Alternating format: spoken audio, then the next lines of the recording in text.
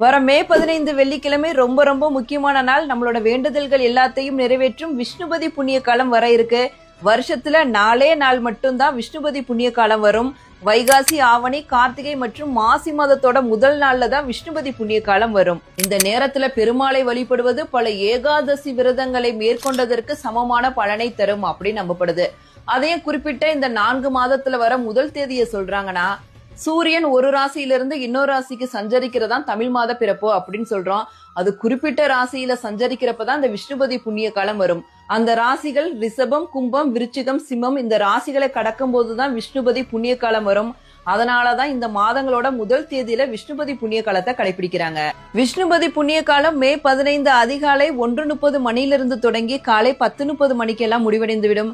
இந்த நேரத்துல விஷ்ணுவை வழிபாடு செய்வது சகலவித நன்மைகளையும் நமக்கு தரும். விஷ்ணுபதி புண்ணிய காலம் அப்போ பக்கத்துல இருக்க பெருமாள் கோயிலுக்கு போங்க. கொடிமரத்துடன் கூடிய பிரகாரத்தை 27 முறை வலம் வர வேண்டும். அப்ப கையில 27 பூ வச்சுக்குங்க. ஒவ்வொரு தடவையும் வலம் வரும்போது ஒவ்வொரு பூவைய கொடிமரத்துக்கிட்ட வச்சுக்குங்க.